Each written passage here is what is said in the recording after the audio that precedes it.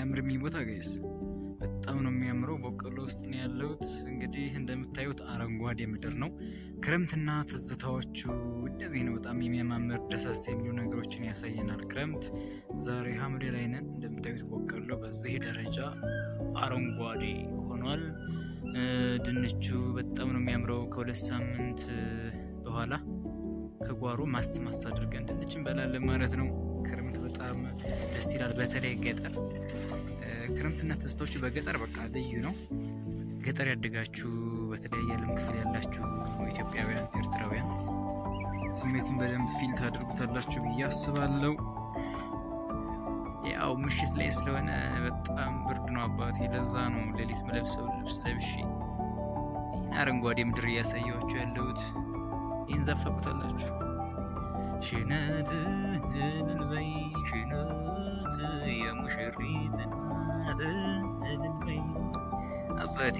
ሽነት ይባላል በቆሏችን መሀል እንደዚህ ድቅስ ብሎ የምታዩት ሽነት። ድቅስ ግን እንዲህ ማላቆን አማርኛ እየተናገርኩ ጉድ ሆንኩ። ማንኛውም በጣም ነው የሚያምረው አባቴ። በቆሏችን ይኸው ከታች እስከ ላይ በቃ እንደዚህ ፍክት ብሎ ወይኔ ቤታችን አፈር በበላው ቤታችን። ያው እናታችሁ አርጅታለች። ይችን የምታዩትን ቤት ሙሉ ለሙሉ የመቀየር ኃላፊነት አለብኝ ጋይስ። እና እንዲሁ ሰብስክራይብ አድርጉ እስኪ፣ ሰብስክራይብ አድርጉ። በእውነት ይሄን የመሰለ ገጠር እያያችሁ ሰብስክራይብ አለማድረግ ምን ማለት ነው? ንፉግነት አይሆንም? ንፉግነት ካልሆነ ምን ይባላል? አረ በስመ አብ ምን ይደረጋል ጋይስ? ለካ እድል ይሄ ነው ጋይስ። እኔ አልገባኝም ነበር እስከዛሬ። አሁን ነው ዩቲዩብ ቪዲዮ የመቅረጽና አፕሎድ የማድረጉ ሀሳብ የመጣልኝ በጣም በቅርቡ ነውና ያው እንግዲህ በተለያየ የዓለም ክፍል ያላችሁ ኢትዮጵያውያን፣ ኤርትራውያን በአጠቃላይ የገጠር ትዝታና ናፍቆት ያለባችሁ ኢትዮጵያውያን ወገኖቼ በዚህ የዩቲዩብ ቻናል ስሙ ጂቲዩብ ቻናል ላይ ትዝታችሁን በደንብ ትተዝታላችሁ። ሰብስክራይብ ያደረጋችሁ ቻናሌን ጎብኙት፣ መበረታቱኝ። እንግዲህ የቤተሰቦቼን ህይወት የመቀየር ከዛም አልፌ ደግሞ ሰው የሚጠቅም ሰው ለመሆን ከኔ የሚጠበቀውን እያደረግኩ ነው። የሚቀረው ደግሞ የእግዚአብሔር ድርሻ ነው ማለት ነው። እና ሰብስክራይብ አድርጉኝ፣ አበረታቱኝ፣ ኮሜንት ጻፉልኝ። የሚሰማችሁን ነገር በኮሜንት ጻፉልኝ። ሩራል ላይፍ የገጠሩን ህይወት በደንብ አሳያቸዋለሁ። አንድ ገበሬ ከጠዋት ጀምሮ እስከ ማታ ያለውን የህይወት ክንውን የቀን ውሎውን በደንብ ነው ማሳያችሁ። ወይኔ እንዴት ነው አይጦች የብሉት በጌታስማ አይጦች ክትክተን ያደረጉት እዚህ አካባቢ። በቆሏችንን ምንም አላስተረፉትም። በእውነት ገጠር እኮ ያው ይናፈቃል። ይህን አረንጓዴ ምድር እያያችሁ እንግዲህ ምሽት ላይ ስለሆንኩ ካሜራው ብዙም ላያምር ይችላል። በዛ ላይ ደግሞ ስልኬ ያን ያህል አይደለምና ያው የምሽቱን ድባብ ለማሳየት ያክል ነው። የተከበራችሁ ምሽቱ በጣም ነው የሚያምር ገጠር። በተለይ ደግሞ ክረምት እንደዚህ አይነት ደስ የሚል ድባብ አለው። ዝናብ ሲዘንብ አሳያችኋለሁ።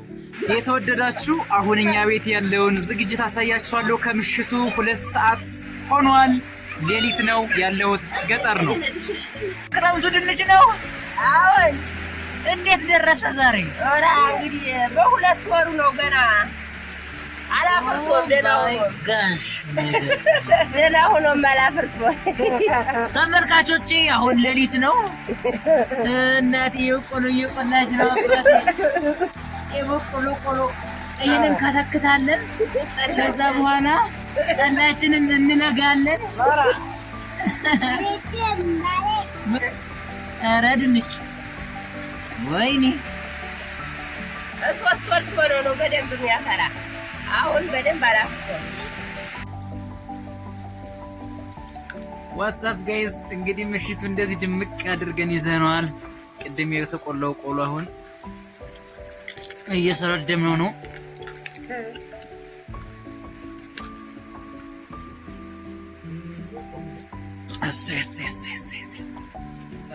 የተከበራችሁ ራት ሰዓት ደርሷል። ራት እንበላለን። እንደዚህ በአንድ ማዕድ መብላት ከተማ ላይ የለም።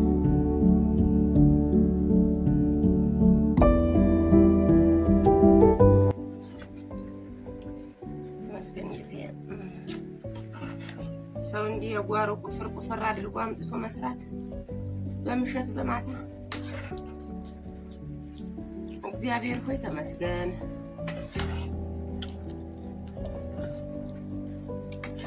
ለሀገራችን ያደረስክልን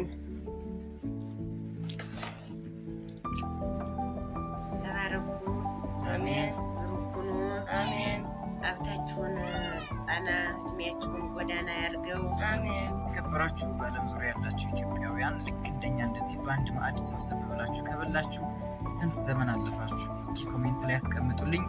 ስሙር ጂቲዩብ በየሳምንቱ አርብና ቅዳሜ ከምሽቱ 2 ሰዓት ላይ ይቀጥላል። ቻው